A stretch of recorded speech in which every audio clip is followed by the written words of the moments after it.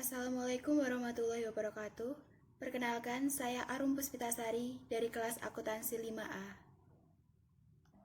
Di sini saya akan mereview jurnal internasional yang ditulis oleh Nur Hafiza Baharudin dan juga Ruzi Tajusoh dengan judul Implementation of Target Cost Management in a Non-Japanese Environment yang diterbitkan pada tahun 2019 oleh Qualitative Research in Accounting and Management. Latar belakang penelitian. Manajemen biaya target atau TCM adalah alat manajemen biaya untuk mengurangi biaya keseluruhan produk selama siklus hidup produknya. Perusahaan menggunakan TCM sebagai teknik penetapan harga untuk memenuhi tuntutan pelanggan mereka serta tujuan laba perusahaan.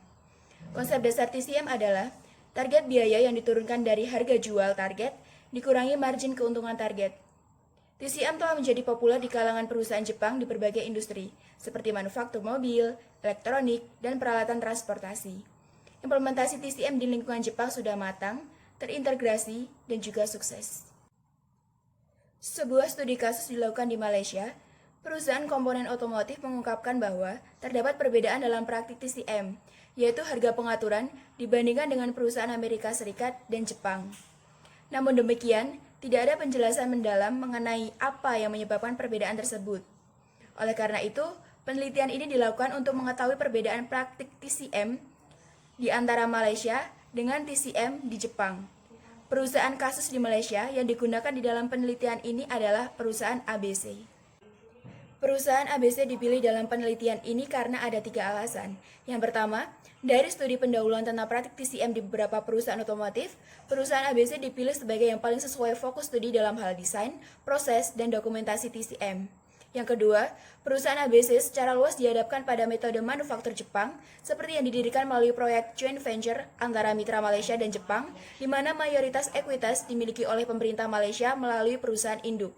Dan yang ketiga, perusahaan ABC yang memiliki lebih dari 10.000 karyawan memberikan kontribusi yang signifikan bagi industri otomotif Malaysia dalam hal pasar domestik dan ukuran organisasi. Tujuan penelitian. Penelitian ini bertujuan untuk menguji implementasi manajemen biaya target atau TCM di lingkungan non-Jepang, yaitu untuk membandingkan praktik TCM Malaysia dan Jepang, serta menunjukkan bagaimana perbedaan yang diamati dapat dijelaskan untuk setiap langkah dalam TCM proses implementasi. Teori yang digunakan. Studi ini menggunakan teori kapabilitas dinamis untuk menjawab pertanyaan bagaimana otomotif Malaysia, yaitu perusahaan ABC, menggunakan dan meningkatkan konfigurasi sumber daya yang ada untuk mengejar keunggulan kompetitif jangka panjang melalui implementasi TCM. Metode penelitian. Berdasar studi kasus di perusahaan ABC, sebuah otomotif produsen di Malaysia, penelitian ini menyelidiki perbedaan dalam proses implementasi TCM antara perusahaan ABC dan perusahaan yang beroperasi di lingkungan bisnis Jepang. Penelitian ini menggunakan pendekatan studi kasus tunggal. Datanya dikumpulkan melalui wawancara mendalam, observasi, dan review dokumen. Keterbatasan penelitian. Karena studi ini menggunakan studi kasus tunggal pada sebuah perusahaan otomotif, maka hasilnya tidak dapat digeneralisasikan di pengaturan yang lain. Implikasi penelitian. Studi ini menggunakan pendekatan studi kasus tunggal pada sebuah perusahaan otomotif. Hasilnya tidak dapat digeneralisasikan dalam pengaturan lain.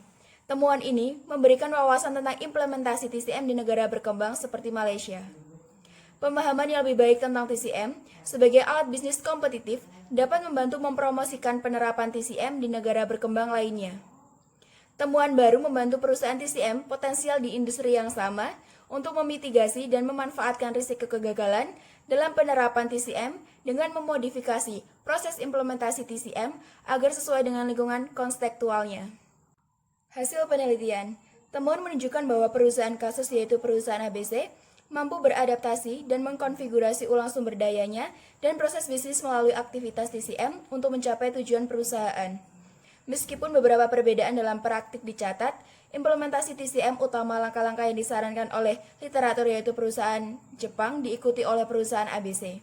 Ada 4 penjelasan yang masuk akal untuk menjelaskan perbedaan dalam beberapa praktis seperti yang disajikan berikut ini. Perbedaan yang pertama yaitu tidak ada integrasi dengan sistem lain. Perusahaan Jepang juga menghubungkan TCM dengan sistem manufaktur yang lain seperti Kaizen Costing dan Cost Maintenance untuk terus memenuhi target biaya dalam tahap produksi komersial. Dalam kasus perusahaan ABC, kegiatan TCM hanya terlibat di hulu tahap produksi dengan partisipasi departemen dan divisi tertentu, mandiri aktivitas, dan diisolasi dari alat manajemen lainnya. Perbedaan yang kedua adalah tingkat orientasi pelanggan yang rendah. TCM membantu perusahaan Jepang merencanakan dan merancang kualitas produk yang paling memenuhi kebutuhan pelanggan. Perusahaan Jepang juga menyempurnakan desain mereka selama tahap pengembangan untuk mengatasi produk pesaing. Perusahaan ABC menggunakan platform yang sama dengan joinnya produk dasar usaha, dan hanya melakukan perubahan pada tubuh bagian atas dari produk dasar agar sesuai persyaratan pasar Malaysia. Dengan demikian, perusahaan ABC memiliki ruang lingkup terbatas untuk menentukan desain atau membuat perubahan besar dari desain dasar. Perbedaan yang ketiga yaitu batasan informasi biaya. TCM membutuhkan informasi internal dan eksternal yang komprehensif. Perusahaan Jepang membuat siklus informasi biaya antara desain dan tahap produksi dengan menghubungkan TCM dengan Kaizen Costing. Selain itu, alih-alih mengandalkan hasil akuntansi, perusahaan Jepang menerapkan prinsip 3 gens, yaitu Genba, lantai toko sebenarnya, Genbutsu, barang atau benda sebenarnya, dan Genjitsu, realitas aktual, dalam mengelola biaya mereka. Demikian pula yang diandalkan perusahaan ABC atas informasi dari sistem akuntansi keuangan sebagai sumber utama biaya TCM dan tidak menerapkan Kaizen Costing atau 3 gens. Seperti yang digunakan perusahaan ABC, biaya aktual dalam menyusun laporan akuntansi keuangannya. Biaya aktual tidak biaya langsung, seperti energi, bahan baku, habis pakai, dan biaya overhead. Dialokasikan ke setiap produk dengan menggunakan volume dan waktu standar. Perbedaan yang keempat yaitu hubungan pemasok yang longgar. Dalam konteks Jepang, biasanya pemasok membantu perusahaan dalam memperkirakan biaya suku cadang dan secara proaktif mengusulkan biaya gagasan pengurangan. Kerjasama yang tinggi ini dan hubungan konsensus bersama dengan pemasok memberikan keunggulan kompetitif bagi perusahaan Jepang. Namun, penelitian ini menemukan bahwa hubungan perusahaan ABC dengan pemasok agak buruk dan kurang memiliki komitmen jangka panjang dengan pemasok. Dengan menggunakan estimasi biaya TCM, tim sebagai titik referensi, perusahaan ABC melakukan serangkaian pertemuan tantangan dengan pemasok untuk membujuk pemasok agar memenuhi biaya target. Kesimpulan penelitian.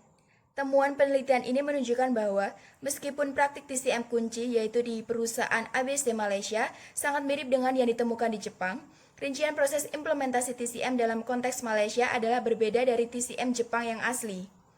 Ini karena modifikasi tertentu yang dilakukan beradaptasi dengan lingkungan kontekstual. Perbedaan tersebut dapat disebabkan oleh beberapa alasan, yaitu kurangnya integrasi dengan metode manufaktur lain, rendahnya tingkat orientasi pelanggan, kurangnya informasi biaya, dan hubungan pemasok yang longgar. Terlepas dari kendala tersebut, perusahaan kasus yaitu perusahaan ABC melalui kemampuan dinamisnya, khususnya dalam hal kemampuan proses manajerial dan organisasinya, mampu mengembangkan kompetensi melalui menciptakan sumber daya baru dan memperbarui atau mengubah campuran sumber dayanya menjadi dapat mencapai tujuan TCM. Demikianlah review jurnal yang bisa saya sampaikan. Sekian, wassalamualaikum warahmatullahi wabarakatuh.